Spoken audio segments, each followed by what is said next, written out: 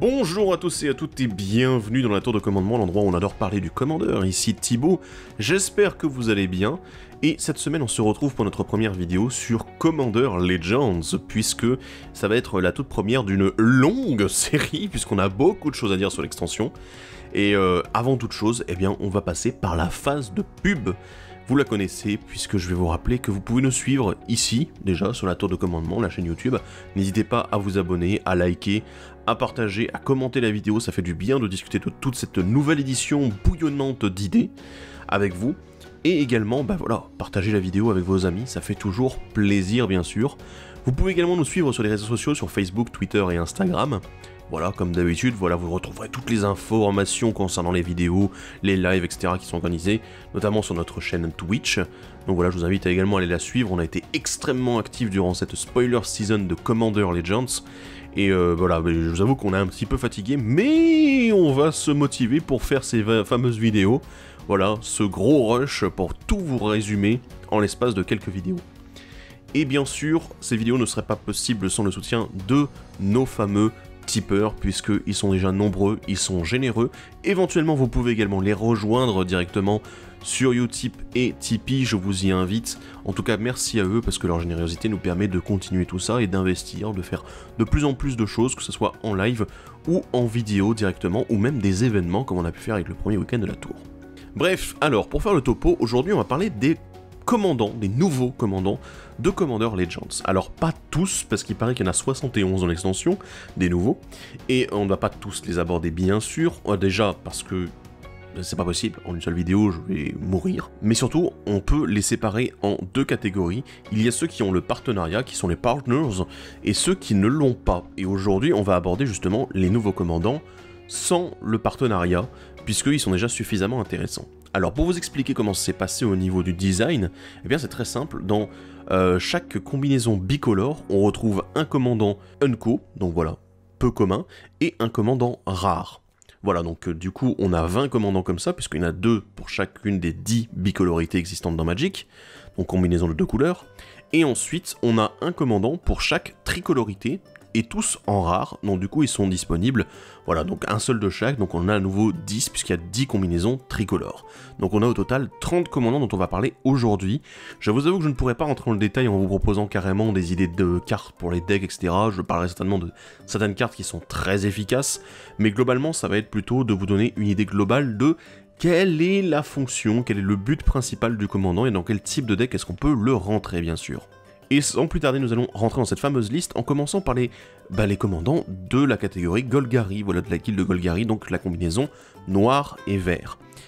On va commencer avec l'abomination de Llanowar, donc une créature légendaire elfe et horreur qui coûte 3 dont un noir et un vert, qui comporte du coup une force et une endurance étoile-étoile, et qui a la vigilance et la menace. Mais également, eh bien, on nous dit que la force et l'endurance de l'abomination sont chacune égales au nombre d'elfes que vous contrôlez, plus le nombre de cartes d'elfes dans votre cimetière.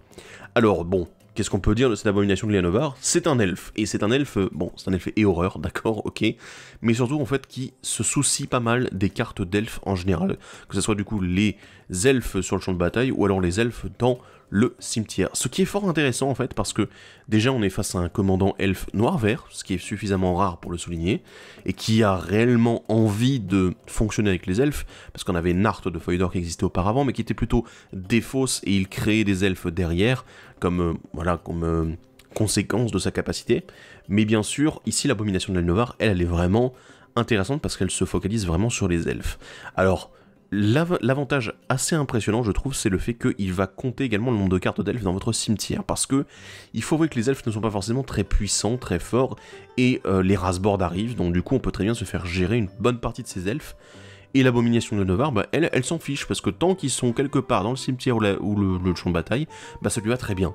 Donc voilà, c'est le genre de carte qui est intéressante, c'est très casual, je vous avoue, ça va être pour jouer vraiment à la cool avec vos copains, vous allez pouvoir faire un joli petit deck elf, mais il faut quand même avouer que Vigilance Menace, c'est une combinaison de capacités qui fonctionne très bien, parce que du coup ça veut dire qu'il est à la fois extrêmement agressif, mais qui peut être également très défensif dans le même temps, et ça fait toujours plaisir.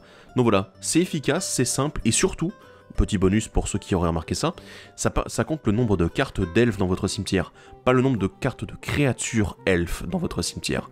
C'est-à-dire que si jamais vous avez des cartes d'éphémères par exemple ou de rituels tribaux elfes, ça les compte aussi, ça fait toujours plaisir. Alors, on a également en rare du coup pour les Golgari, Belbé, alors qui est Belby en anglais, merci les traducteurs, Observatrice corrompue, un zombie elfe 2-2 pour un noir et un vert, et au début de la deuxième phase principale de chaque joueur, ce joueur ajoute 2 mana incolores pour chacun de vos adversaires qui a perdu des points de vie ce tour-ci. Donc, et sachant que les blessures provoquent la perte de 2 points de vie. Alors c'est assez étrange puisqu'on se retrouve avec une capacité qui va se déclencher pour chaque joueur, c'est-à-dire alors durant son tour uniquement bien sûr, mais ça va se déclencher pour chaque joueur en fonction du nombre d'adversaires qui ont perdu des points de vie ce tour-ci.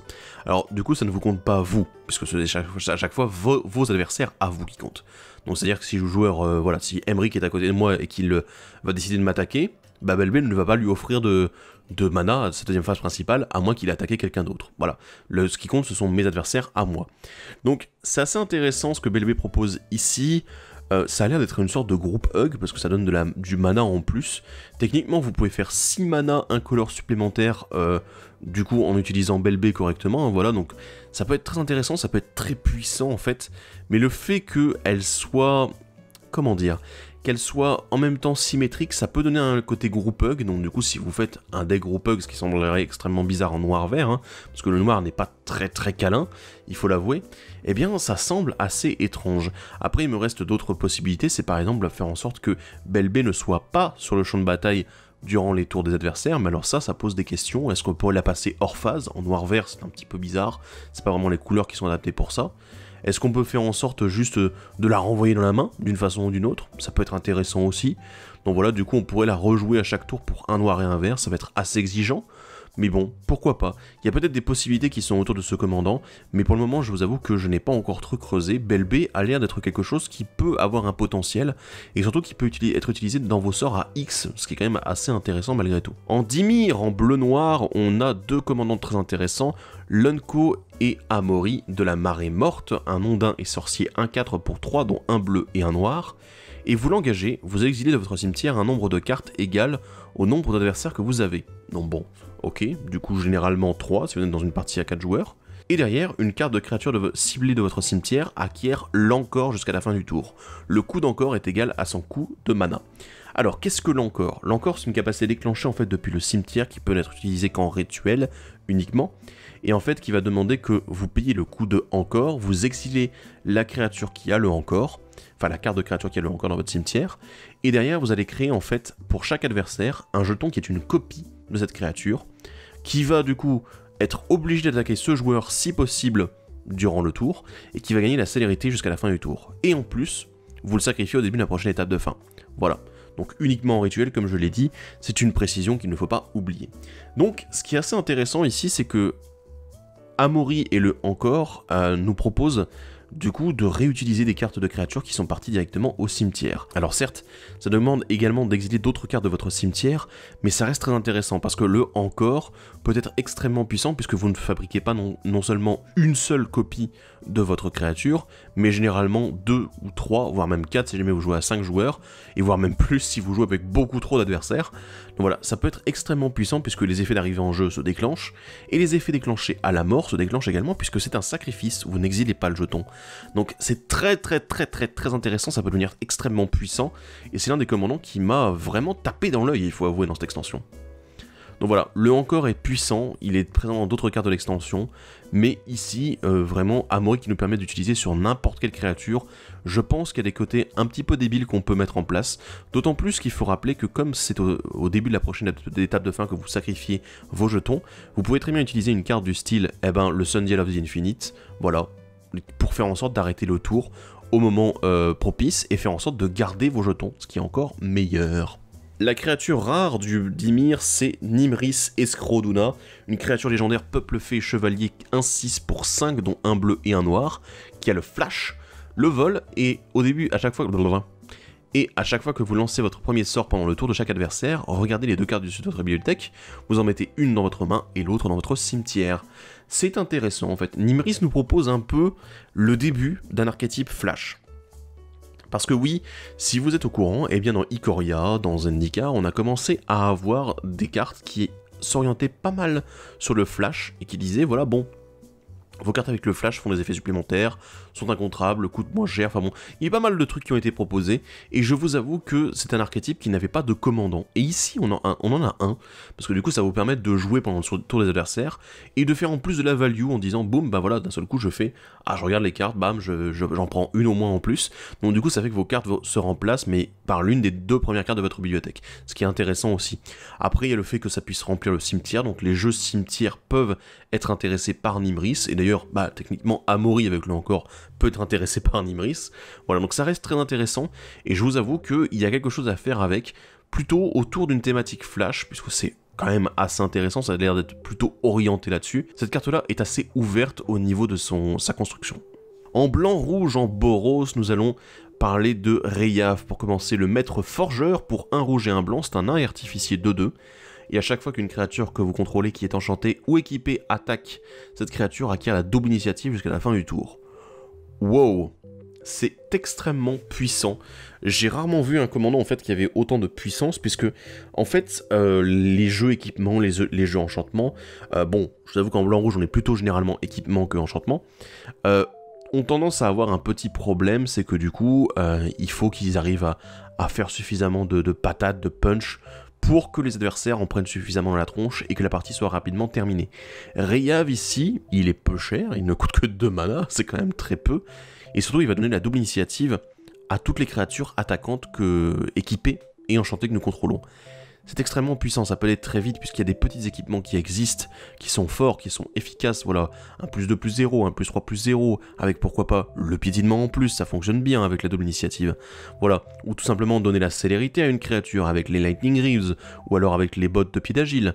Ce sont des cartes en fait qui permettent tout simplement d'avoir des coûts d'équipement très réduits, mais avec un bon bonus, et Reyav à côté, lui, va juste s'assurer qu'il y a une capacité mot-clé très importante et très puissante qui soit rajoutée en bonus, c'est-à-dire la double initiative.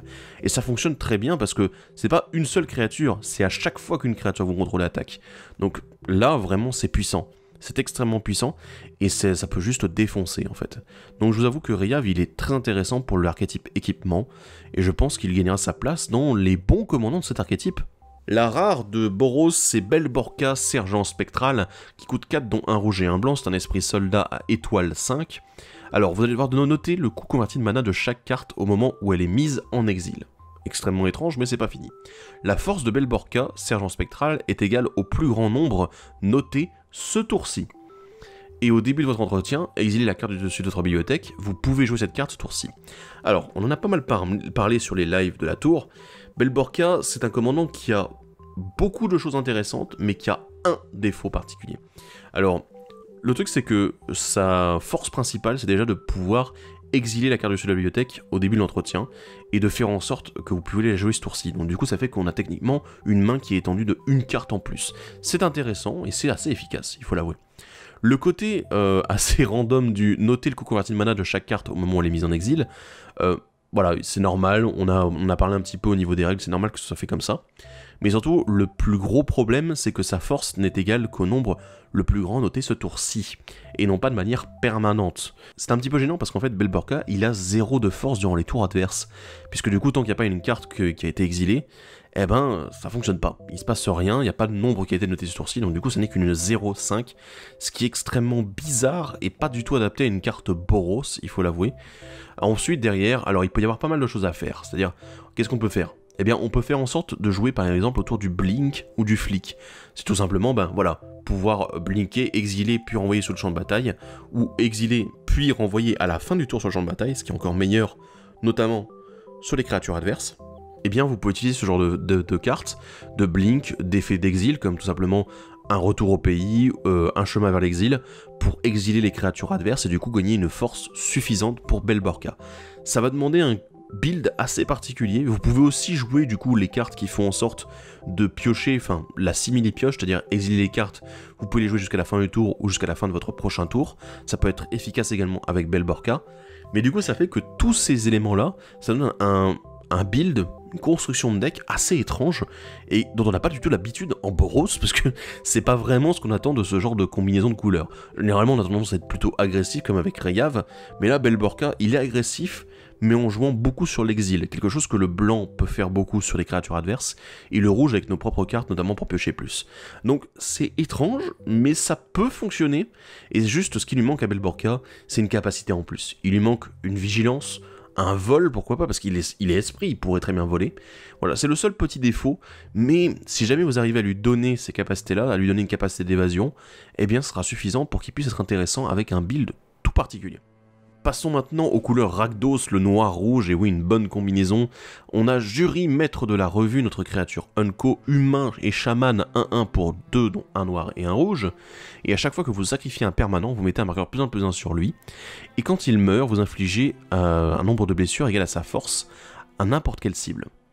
Et étant donné que c'est lui qui inflige les blessures, eh ben on m'a donné une petite idée très conne, c'est lui donner l'infection en fait en réponse. Parce que si jamais il meurt et qu'il avait l'infection, il va infliger ses blessures avec l'infection et du coup mettre des marqueurs poison à la place de mettre des blessures. Ce qui est forcément très intéressant. C'est un commandant sacrifice qui est très intéressant pour moi, qui vaut même mieux que Judith. Puisque, ben ici, c'est n'importe quel permanent, pas uniquement les créatures non jetons, donc ça fait quand même plaisir. Alors, bon, évidemment, ici, on parle de sacrifice, on ne parle pas de fait que des créatures meurent. Donc, Jury, vraiment, a l'air extrêmement intéressant, et on peut vraiment en abuser, et juste avoir un commandant qui va vous faire sacrifier à mort, et qui va abuser énormément de vos effets de sacrifice pour se booster, et juste faire des trucs de taré, des phases d'attaque où il va mettre des grosses patates, et surtout où vous n'allez pas avoir de peur de le perdre, parce que déjà c'est un commandant qui est peu cher, et en plus derrière, qui peut tout simplement balancer sa patate dans la tronche d'un adversaire, ou d'une créature ciblée selon le besoin. La rare des Rakdos, c'est Blim, génie de la comédie, qui coûte 4, dont un noir et un rouge, c'est un diablotin légendaire, et oui, 4-3 avec le vol, et à chaque fois qu'il inflige des blessures de combat à un joueur, ce joueur acquiert le contrôle d'un permanent ciblé que vous contrôlez, puis chaque joueur perd un nombre de points de vie, et se défausse un nombre de cartes égaux au nombre de permanents qu'il contrôle, mais qu'il ne possède pas. Donc ici, le but, c'est de filer le contrôle de nos permanents à des adversaires. Voilà, juste en attaquant avec Blim, qui est déjà quand même un bon body, hein, une 4-3 vol, ça fait toujours plaisir. Eh bien, le but ici, ça va évidemment d'être suffisamment salaud pour filer aux adversaires des effets qui sont symétriques, c'est-à-dire qui s'appliquent à tout le monde, peu importe qui en a le contrôle. Ou alors, bah, pourquoi pas des cartes qui ont un effet négatif sur la partie. Vous pouvez pas jouer de sorts de créatures, voilà, vos sorts coûtent autant de plus à lancer, ou tout simplement des effets qui font que vous pouvez éventuellement perdre la partie, ou des malédictions aussi, puisque techniquement certaines malédictions, on s'en fiche de qui est le contrôleur, l'essentiel c'est sur qui elles sont attachées. Donc voilà, ça peut être très intéressant, et Blim peut vraiment punir ses adversaires de manière assez violente, surtout que la perte de points de vie, c'est intéressant, mais il y a aussi le côté défaut, c'est-à-dire que plus vous allez avoir un plan de jeu qui fonctionne autour de Blim, et moins les adversaires auront la possibilité d'avoir des réponses en main, puisque vous allez les faire défausser à chaque fois. Et c'est fort, ça fonctionne, et ça va être très chaotique. En Izet bleu-rouge, on a le capitaine Vargus Rage pour l'Unco, qui coûte un bleu et un rouge, c'est un 1-1 orc et pirate, et chaque fois que le capitaine Vargus Rage attaque, les pirates que vous contrôlez gagnent +1/+1 jusqu'à la fin du tour pour chaque fois que vous avez lancé un commandant depuis la zone de commandement pendant cette partie. Alors j'aime beaucoup le fait que c'est pas le nombre de fois où on a lancé le capitaine Vargus Rage, voilà, on évite les erreurs de débutants, hein, Wizards, y a pas de problème, mais du coup si jamais vous le jouez dans un deck, voilà, vous avez un commandant que vous avez joué plusieurs fois, eh bien il va les booster de manière conséquente, et ça fait plaisir, parce que oui, c'est un commandant pirate, voilà, le bleu-rouge ici dans cette édition, c'est du pirate, voilà, soyez prêts. Et le fait d'avoir centré sur ces deux couleurs-là plus particulièrement, ça rend en fait l'archétype assez puissant, et surtout ça permet à Capitaine Vargus Rage de rentrer dans l'autre commandant dont on va parler juste après, puisqu'il est aussi pirate, et aussi dans le deck Beckett, tout simplement, l'amiral Beckett, qui est avec le noir en plus, voilà. Mais à lui seul, en fait, il est très intéressant, parce que déjà, il se booste lui-même aussi. C'est quand même assez intéressant d'avoir un commandant ou une créature légendaire, je veux dire, de manière générale, qui se booste elle-même, donc c'est un effet symétrique complètement pour tout votre board, c'est assez intéressant, donc je pense qu'il y a un potentiel, et surtout c'est de manière générale un bon lord en fait à pirate, dans un côté agressif. Le deuxième commandant, c'est Zara, recruteuse renégate, un humain et pirate 4-3 pour 5, dont un bleu et un rouge, qui a le vol, déjà, de base, allez hop, ça c'est dit. Et en plus derrière, chaque fois que Zara, recruteuse renégate, attaque, regardez la main du joueur défenseur, vous pouvez mettre sur le champ de bataille, sous votre contrôle, une carte de créature qu'elle contient, engagée et attaquant ce joueur, ou un planeswalker qu'il contrôle. Renvoyez cette créature dans la main de son propriétaire au début de la prochaine étape de fin. Alors ça, c'est unique, on n'a jamais vu, c'est la première fois que ça arrive, où en gros, on pique une créature de la main de l'adversaire qu'on attaque, et en plus, on le met engagé attaquant, et derrière, le petit bonus, c'est quand même le fait que, eh ben, vous la renvoyez dans la main ensuite. Donc, techniquement, c'est juste... Alors écoute, si jamais tu joues des gros tons, j'ai moyen de te foutre une grosse patate dans la tronche avec tes propres créatures. Donc là, je trouve que ce deck, avec Zara, il est extrêmement punitif. En fait, la capacité, elle est punitive. Vous avez de l'évasion avec le fait que Zara le vole, ce qui est excellent, on va l'avouer tout de suite. Sinon, ça aurait rendu le commandant beaucoup moins bon. Mais j'adore le fait, voilà, c'est je te pique tes créatures parce que je sais que tu joues les gros tons, et j'ai juste envie de te bourrer avec. Donc du coup, ça punit tous les decks qui sont ultra aggro, ultra violents, avec Zara. Et ça, je vous avoue, bah ça fait plaisir pour une fois. Ça fait plaisir d'avoir quelque chose qui puisse les punir, et les rendre, voilà, juste leur rendre la monnaie de leur pièce, sans non plus rentrer dans le « tiens, je te le pique et tu l'auras plus jamais », et puis voilà. Donc voilà, c'est un emprunt, mais un emprunt violent pour juste apprendre des leçons aux joueurs d'aggro. Passons maintenant à Simic en bleu-vert, on a Imoti, célébrant de l'abondance, un Agae druide qui coûte 5, dont un vert et un bleu, c'est une 3-1 avec la cascade, parce que la cascade est de retour, messieurs dames, préparez-vous. Et derrière, les sorts que vous lancez avec un coût converti de mana de supérieur ou égal à 6, ont la cascade également. Alors la cascade, je rappelle le fonctionnement, en gros quand vous allez lancer le sort, donc pas au moment où il est en train de se résoudre, donc il ne sera pas encore dans le champ de bataille, je tiens à le préciser, vous allez exiler les cartes du studio de votre bibliothèque jusqu'à exiler une carte non terrain qui a un coût inférieur à ce sort, au sort que vous allez lancer avec la cascade. Vous pouvez la lancer sans payer son coût de mana, donc voilà, ça c'est pas mal, et vous mettez les cartes exilées, les autres, ou celles que vous n'avez pas lancées, au-dessous de votre bibliothèque dans un ordre aléatoire. C'est très intéressant, en fait, la cascade est très aléatoire, mais ici, on a du bleu. Généralement, la cascade et le bleu font bon ménage. Pourquoi? Parce que si vous pouvez contrôler dessus votre bibliothèque avec n'importe quel sort ou avec un artefact, une capacité activée de quelconque, et ben en fait, la cascade devient tout de suite beaucoup plus intéressante et beaucoup plus puissante puisqu'elle vous permet de cheater les cartes que vous souhaitez en maîtrisant ce dessus de bibliothèque. Donc la cascade et la stratégie dessus de bibliothèque sont synergiques, ça fonctionne ensemble, et c'est génial. Et ici, Imoti, alors je vous avoue, le problème c'est que c'est une 3-1, voilà, ça prend vraiment beaucoup trop de choses dans la tronche, ça se fait gérer beaucoup trop facilement. Après il faut se dire que voilà, pour 5 techniquement, vous allez déjà cascader au moins un sort qui coûte 4 ou moins. Donc voilà, c'est assez intéressant, mais je vous avoue que l'effet aussi à côté est intéressant, voilà, cascader sur les sorts qui coûtent 6 et plus, mais ça va peut-être vous engager dans une voie un petit peu dangereuse, où vous allez vous dire, ouais ben je vais lancer que des gros sorts. Et le problème c'est que malheureusement, les gros sorts, il faut qu'ils cascadent sur quelque chose. Et s'il n'y a rien à cascader, ça risque d'être problématique. Donc du coup, le deck va être très complexe, je pense, à monter. Et avec un commandant qui est aussi fragile, en fait, qui prend la moindre blessure et qui meurt, c'est très problématique. Parce que bon, les marqueurs -1/-1 existent, une blessure à toutes les créatures ou 2 blessures à toutes les créatures existent, du coup ce qui en fait un commandant un peu trop fragile à mes yeux. On a ensuite en rare Gore Muldrak, Amphinologue, une créature humain et éclaireur qui coûte 3 dont un vert et un bleu, qui est une 3-2. Vous et les permanents que vous contrôlez ont la protection contre les salamandres. Damn, c'est pas tous les jours qu'on parle de salamandres, hein. Et au début de votre étape de fin, chaque joueur qui contrôle le moins de créatures crée un jeton 4-3 bleu, salamandre et guerrier. Oui.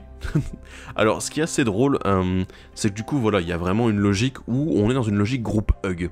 Un petit peu à la manière d'Edric dans les mêmes couleurs, mais ici, c'est vraiment, on va donner un avantage en disant, oui, bah voilà, je te donne des créatures, voilà, tu me fais pas de mal, et en plus, tes créatures ne peuvent pas me faire de mal. Les 4-3 ne peuvent pas me faire de mal. Il y en a qui ont argumenté comme quoi, le problème, c'est que si Gore Muldrak se fait gérer un moment, et bah du coup, toutes les 4-3 salamandres que vous aurez, et ben elles peuvent être juste retournées contre vous. Je suis d'accord, mais après un moment, je veux dire, si on fait un deck group hug, le but c'est d'être copain, voilà, donc si vous faites gérer, c'est qu'il y a un problème.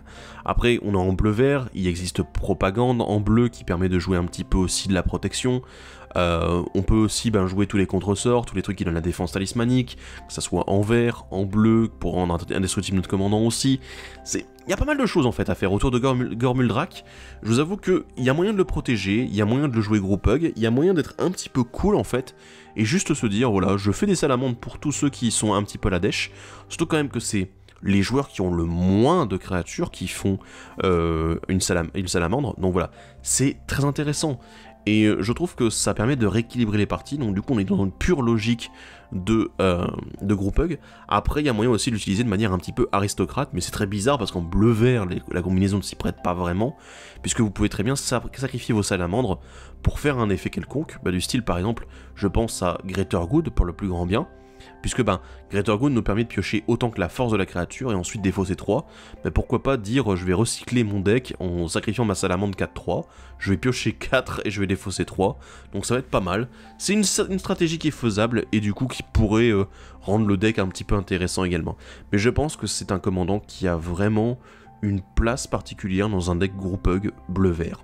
Parlons maintenant des commandants Selesnya blanc-vert. On va commencer avec Hamza, Vigile d'Arachine, qui coûte 6 dont un vert et un blanc. C'est une 5-5, c'est un éléphant et guerrier. Et il coûte 1 de moins à lancer pour chaque créature que vous contrôlez avec un marqueur +1/+1 sur elle. Et également, il dit que les sorts de créatures que vous lancez coûtent 1 de moins à lancer pour chaque créature que vous contrôlez avec un marqueur +1/+1 sur elle. Donc en gros, tous vos sorts de créatures auront le même effet, voilà, la même réduction de coût que Hamza. Alors, c'est vrai que on se dit mince, mais en fait, il fait que ça. Oui, il fait que ça. En fait, ce qui est assez intéressant, c'est qu'on se retrouve avec un réducteur de coût assez puissant, qui me fait beaucoup penser à Animar, en fait, parce que Animar, lui, c'est les marqueurs qui sont sur lui, qui réduisent le coût. Hamza, c'est les marqueurs sur toutes les créatures, donc c'est assez drôle. Alors, j'ai juste quelques exemples de cartes à vous donner, enfin, il y en a un en particulier qui devrait vous parler, c'est Croisade Cathare, puisque techniquement, dès qu'il y a une créature qui va arriver en jeu, ça va mettre des marqueurs sur toutes vos créatures, donc vous aurez systématiquement au moins des marqueurs sur ces créatures-là qui vont réduire le coût de vos prochaines créatures, etc. Alors après, c'est toujours, on compte la créature individuellement, donc peut-être un deck jeton et marqueur +1/+1, et éventuellement avec des grosses bêtes qui peuvent arriver ensuite, ça peut être intéressant. Mais Hamza, il a ce petit côté assez sympathique qui peut-être le fera rentrer dans certains decks. En tant que commandant, j'ai un petit doute. Je pense que c'est quelque chose qui peut être facilement mis en place, notamment avec Adjani, les différentes versions d'Adjani qui mettent des marqueurs sur toutes les créatures que vous contrôlez. Vous avez également une version de Nissa qui le fait, vous avez Basri qui joue avec les marqueurs +1/+1. Il y a pas mal de choses en fait qui fonctionnent comme ça, mais c'est vrai qu'on se pose pas mal de questions parce que Hamza en fait ne fait que ça, il fait de la réduction de coût. Après vous avez aussi des créatures qui arrivent directement sur le champ de bataille avec des marqueurs +1/+1. Voilà, une créature vous allez payer autant, et alors donc il y a les créatures XX bien sûr comme la baliste par exemple, mais vous avez également d'autres créatures qui sont des créatures qui arrivent directement, ce sont des 0/0 qui arrivent avec X marqueurs +1/+1 sur eux.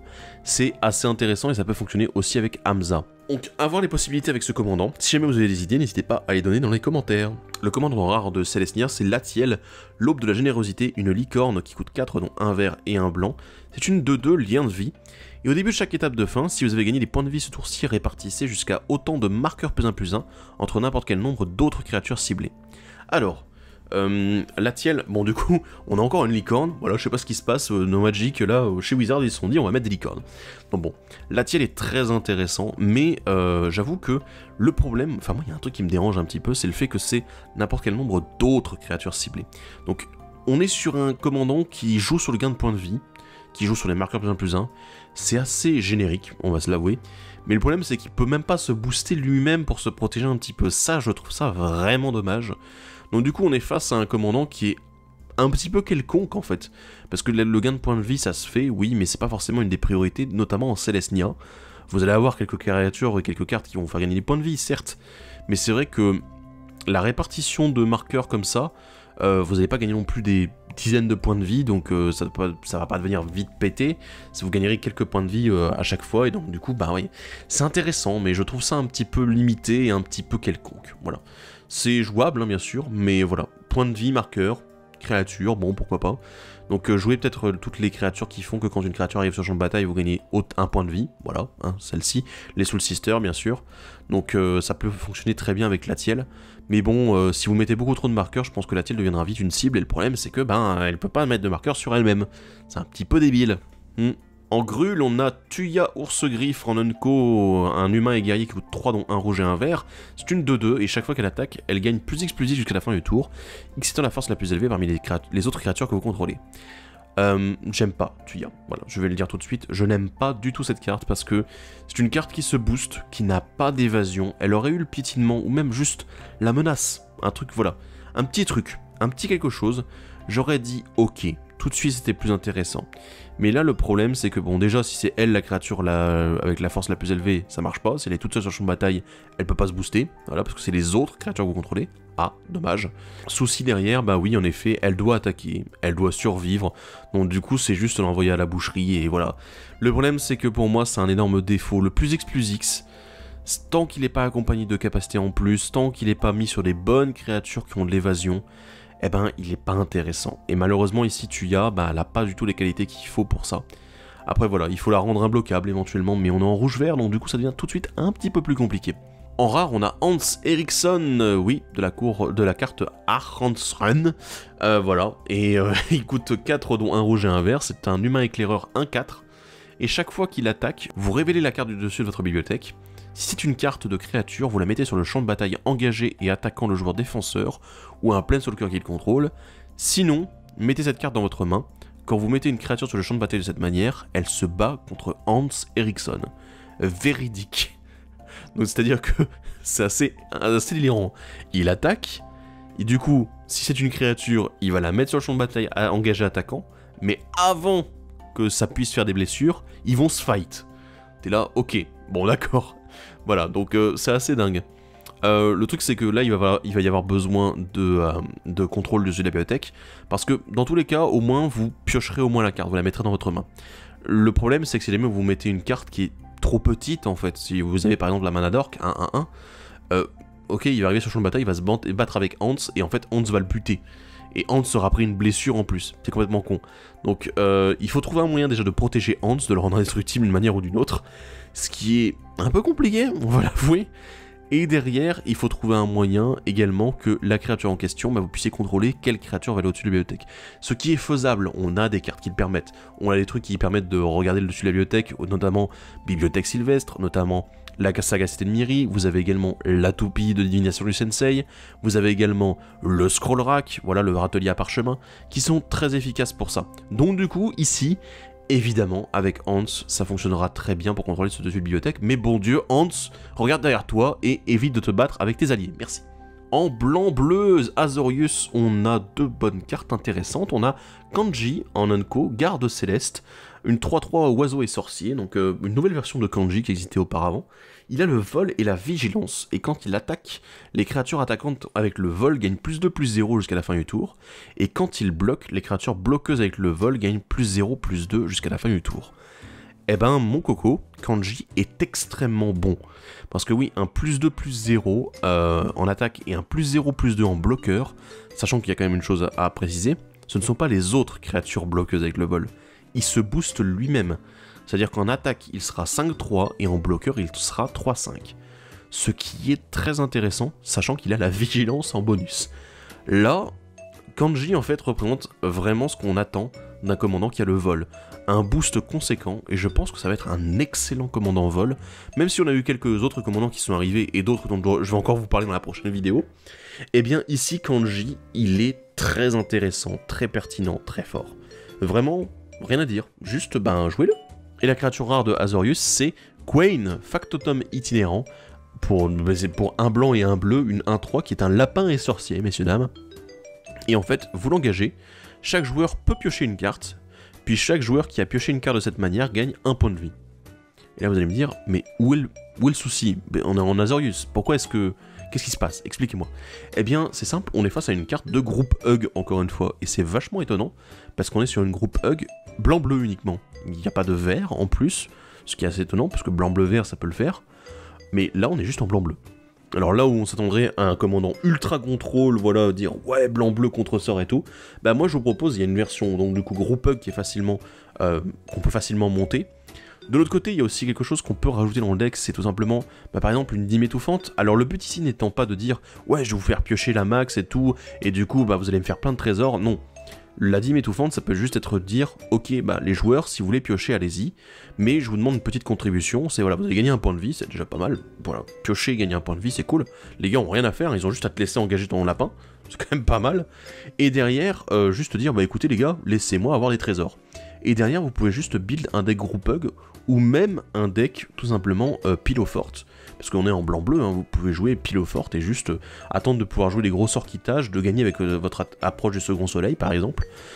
Protéger éventuellement, donc du coup on peut jouer sur le contrôle, mais on peut également jouer sur une logique extrêmement group hug, très intéressante, et où on aime bien aussi, dans cette stratégie, que les adversaires aient des cartes en main. Ça peut être très intéressant, ça peut être très efficace, et bon, bah à mon avis, ça fonctionnera bien. On est face vraiment à un design original. On finit les guildes bicolores avec notre combinaison préférée, Orzhov, blanc-noir, non je déconne, c'est pas ma préférée mais c'est l'une que j'aime bien. Et donc du coup blanc-noir, et on va commencer avec Talice Révérende Médium, un humain éclair qui coûte 5 dont un blanc et un noir, c'est une 3-4. Et au début de chaque étape de fin, créez X jetons de créatures 1-1 blanche à esprit avec le vol, X étant le nombre de jetons que vous avez créé ce tour-ci. Alors, j'ai juste une paire de commandants à vous conseiller avec Talice, du coup, c'est Crave et Reynia, donc qui permettent respectivement du coup de sacrifier des créatures pour gagner des points de vie et piocher des cartes, et l'autre de créer autant de jetons que de points de vie gagnés ce tour-ci, donc ce qui est quand même très efficace. Et ici, ben, Talice va nous permettre de doubler ce nombre de jetons et d'en créer encore en plus, donc elle fonctionne très bien avec cela. Et sinon, de manière générale, en fait, si vous avez moyen de faire en éphémère des jetons, ce qui existe en blanc-noir, voilà, en blanc ça existe, eh bien, pourquoi pas, du coup, jouer avec ça. Pourquoi pas également jouer avec un peu de blink sur des créatures qui font des jetons quand elles arrivent en jeu. Honnêtement, il y a plein de choses qui ont l'air vraiment intéressantes et qui font que juste, Talice, elle va apporter une plus-value. Elle peut certes fonctionner avec les decks aristocrates, hein, encore une fois, bien sûr, comme toujours, j'ai envie de dire, mais c'est vraiment très efficace, d'autant plus que elle ne demande pas de vérifier le nombre de jetons de créatures que vous avez contrôlées, que vous avez créé ce tour-ci. C'est-à-dire que si jamais vous jouez aristocrate et que vous jouez avec le pirate qui fait des trésors quand une créature meurt, que vous contrôlez meurt, et bah du coup vous pouvez simplement sacrifier une créature, créer un jeton, sacrifier une créature, créer un jeton, et du coup derrière bah, vous créez des jetons de trésors, et du coup Talice va dire à la fin du tour « Hey, mais attends, il y a tous ces trésors qui sont arrivés ce tour-ci, et si je faisais autant d'esprits, c'est pas fort ça ?» Eh oui, c'est fort. Et on conclut nos bicolores avec Lisa, pardon. Oui, c'est pas Liesa, c'est Lisa, comme elle s'appelle. Linceul du crépuscule, un ange qui coûte 5, dont 2 blancs, pardon, et un noir, je vais y arriver. C'est une 5-5, et à la place de payer 2 pour chaque fois que vous avez lancé ce sort depuis la zone de commandement pendant cette partie, payez 2 points de vie autant de fois. Elle a le vol, elle a le lien de vie, et à chaque fois qu'un joueur lance un sort, il perd 2 points de vie. Alors bon, bon là, on va parler un petit peu story, même s'il y a plein d'autres trucs que j'aurais pu vous dire avant, mais Lisa en fait c'est la sœur de Bruna, Gisela et de Sigarda. Voilà, c'est la 4e sœur, celle qui a été tuée, parce que malheureusement elle était pas très fun, on va dire, voilà. Et alors, qu'est-ce que je pense de la carte maintenant? Compliqué. En fait, on est face à une carte qui ressemble beaucoup un petit peu à du Stax. Mais pas totalement. En fait, j'ai vraiment un gros doute par rapport à cette carte, parce que le potentiel a l'air assez énorme. On est face à un ange qui a quand même de bonnes statistiques, qui a le vol, lien de vie, voilà, c'est bien. Elle passe outre la taxe de commandement, mais elle vous demande de payer en points de vie à la place. Le problème, c'est que ici, la taxe de commandement n'existe plus avec Lisa. C'est pas vous pouvez payer 2 points de vie, c'est vous payez 2 points de vie à la place. C'est obligatoire. Donc du coup, ça fait que la taxe de commandement n'existe plus, mais elle va vous demander beaucoup de points de vie. L'autre souci, c'est que l'effet est symétrique. Chaque fois qu'un joueur lance un sort, il perd 2 points de vie, c'est également valable pour vous. Alors j'ai une petite idée derrière la tête, par exemple, c'est utiliser Sang délectable, qui va faire que chaque fois qu'un adversaire perd des points de vie, vous gagnez autant de points de vie. Ce qui a l'air très intéressant avec Lisa. Après, derrière, qu'est-ce qu'il faut faire? Il faut faire en sorte de réduire au maximum la perte de points de vie. Pourquoi pas jouer les cartes qui vous empêchent de perdre des points de vie, voilà, c'est un petit peu, c'est possible. Faire en sorte de manipuler un petit peu les totaux de points de vie à droite à gauche, ça existe, de regagner des points de vie avec certains sorts. En fait, j'ai l'impression que vous allez passer votre temps à regagner des points de vie en boucle pour compenser la perte de points de vie que vous allez avoir avec la taxe de commandement de Lisa et avec le fait que vous lancez des sorts. Donc ça va vraiment être très particulier parce qu'en fait, vous vous battez contre votre propre deck, mais les adversaires aussi. Donc du coup, vous avez intérêt à protéger Lisa de manière très efficace pour qu'elle tienne la route. Passons maintenant au tricolore, on en a 10. On va commencer avec Amaret la Lustrée, une créature légendaire dragon, 6-6, qui coûte 6 dont un vert, un blanc et un bleu, qui a le vol, et quand un autre permanent arrive sur le champ de bataille sous votre contrôle, regardez la carte dessus de votre bibliothèque. Si elle partage un type de carte avec ce permanent, vous pouvez révéler cette carte et la mettre dans votre main. Très intéressant, voilà, c'est de la value. Après, il coûte 6, c'est extrêmement cher pour un commandant de nos jours, mais en fait, je pense que c'est un commandant qui est plutôt sympathique, qui est là vraiment pour faire de la value, tout tranquillement, sans être non plus extrêmement pété. Alors ce qui est bien, c'est que du coup, vous posez un terrain, vous pouvez très bien regarder la carte dessus de la bibliothèque, et du coup si c'est un terrain, c'est nickel, vous allez la mettre dans la main, et ça sera génial, vous allez pouvoir la garder pour plus tard, voilà, c'est bien. C'est valable pour n'importe quel type de permanent, il y en a qui commencent à la jouer aura, de manière à ce que ça soit un deck un petit peu Voltron, où votre commandant va accumuler pas mal d'aura sur elle, et du coup il y a énormément d'aura dans le deck, et derrière on se retrouve avec des cartes vraiment pétées. Donc voilà, le commandant sera le fer de lance dans cette stratégie-là. Mais voilà, moi je suis pas forcément très fan, je pense que c'est un commandant value, que vous pouvez le jouer à la cool, un petit peu de contrôle dessus de la bibliothèque, tranquille, et puis c'est bon, surtout qu'on est en blanc, bleu, vert, donc voilà, on a vraiment ce qu'il faut pour le faire. Donc c'est intéressant. On a Archélos, Mystique du Lagon en bleu, noir, vert pour 4 mana. Et c'est une 2-4 Tortus terrestre et chaman. Et oui, voilà, ça n'arrive pas tous les jours, mais c'est comme ça. Et tant qu'Archélos, Mystique du Lagon est engagé, les autres permanents arrivent sur le champ de bataille engagé. Tant qu'Archélos est dégagé, les autres permanents arrivent sur le champ de bataille dégagés. Ce qui fait que ce commandant est extrêmement intéressant en fait. Si vous avez moyen de l'engager autrement que pour attaquer, ce serait quand même le mieux. Voilà, vous le faites en fin de tour et boum, du coup tous les permanents adverses arrivent sur le champ de bataille engagés, génial. Tandis que les vôtres, notamment par exemple pourquoi pas les temples, pourquoi pas également les Ravelandes, voilà, qui pourraient arriver eux dégagés grâce à Archélos, ça fait toujours plaisir. Donc c'est intéressant, il y a beaucoup de combos et de synergies qui peuvent se voir le jour avec lui, mais évidemment je vais pas vous faire la liste parce que là on n'est pas fini, hein, voilà. Mais autant vous dire que c'est une synergie qui est très efficace parce que imaginez, reprenez tous les permanents que vous avez l'habitude de voir arriver sur le champ de bataille engagés, et dites-vous maintenant, avec Archélos, ils arrivent dégagés.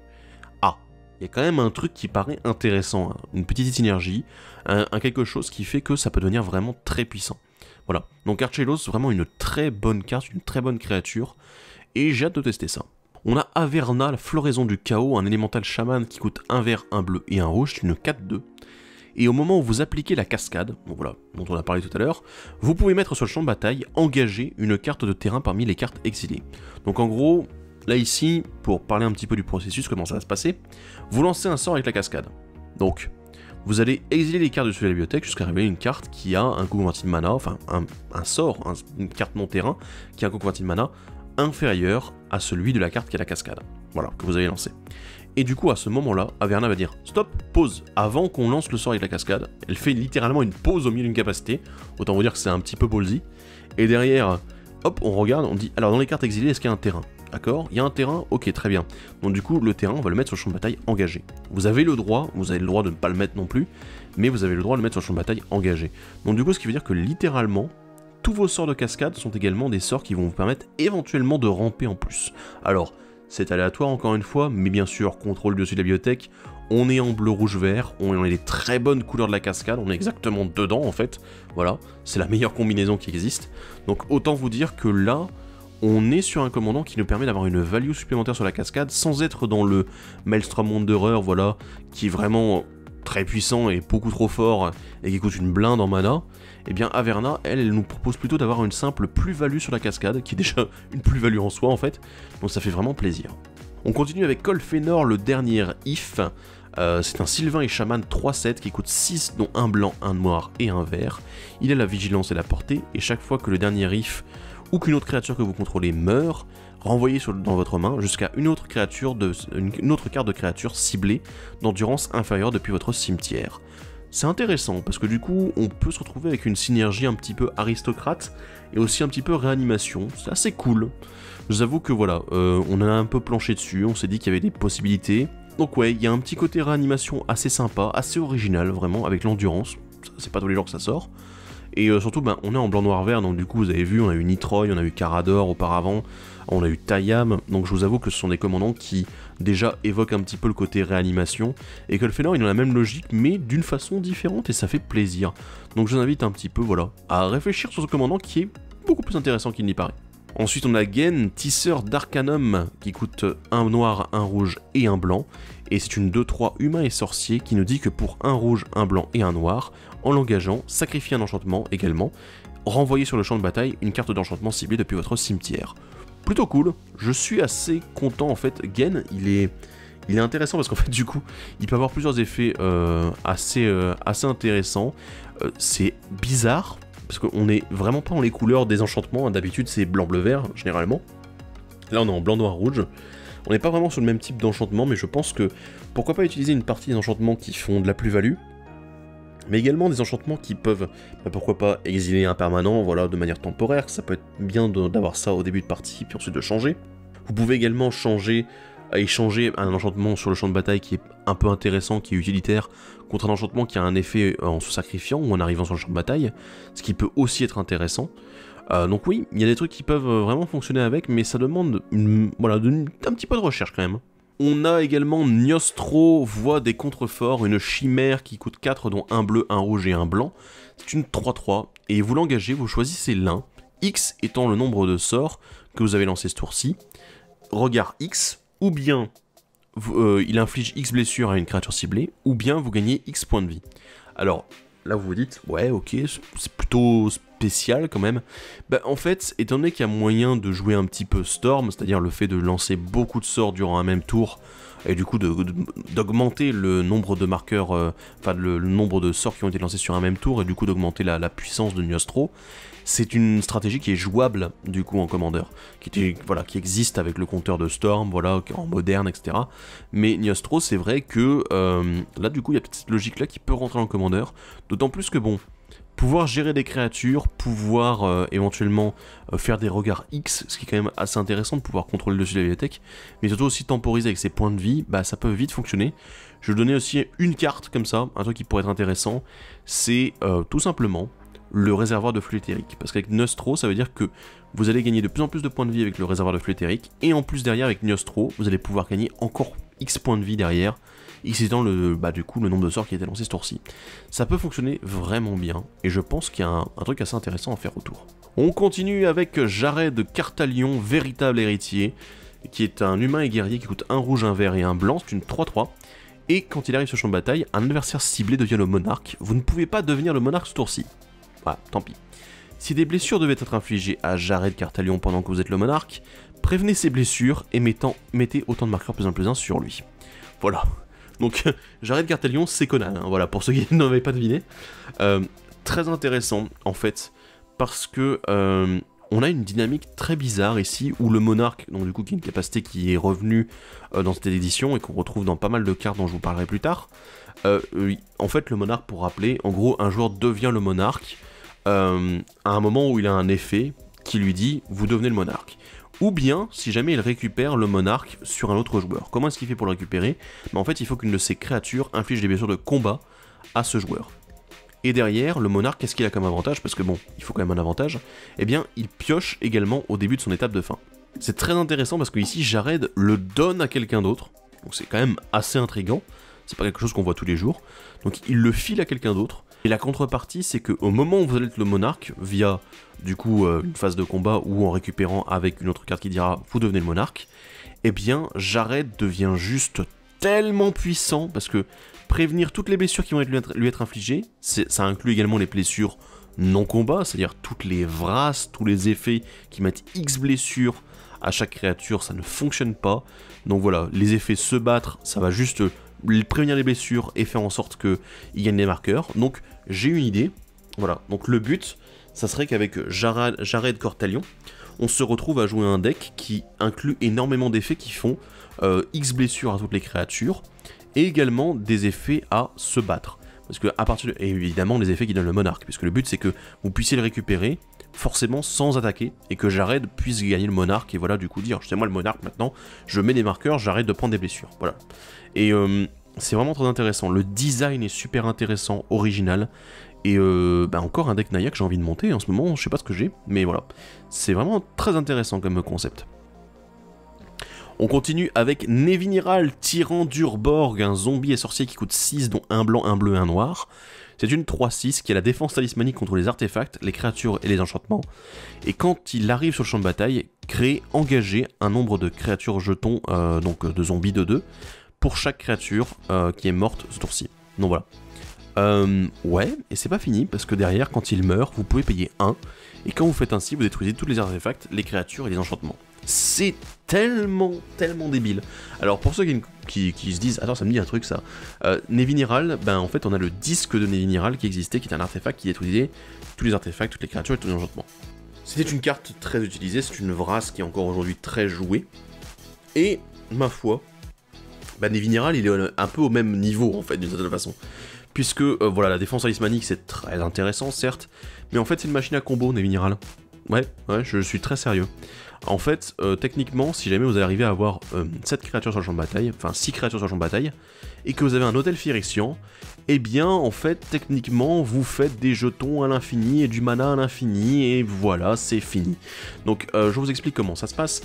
La combo est assez simple. En gros, Nevinyrral arrive sur le champ de bataille, mais avant, évidemment, vous aviez par exemple des jetons, des créatures, il vous en faut 6 à ce moment-là. Et il nous faut l'hôtel Phyrexian qui fait du mana coloré, en sacrifiant une créature. Du coup, vous allez sacrifier les 6 créatures que vous aviez pour faire des manas colorés, de manière également déjà à avoir le blanc, le bleu et le noir de Nevinyrral.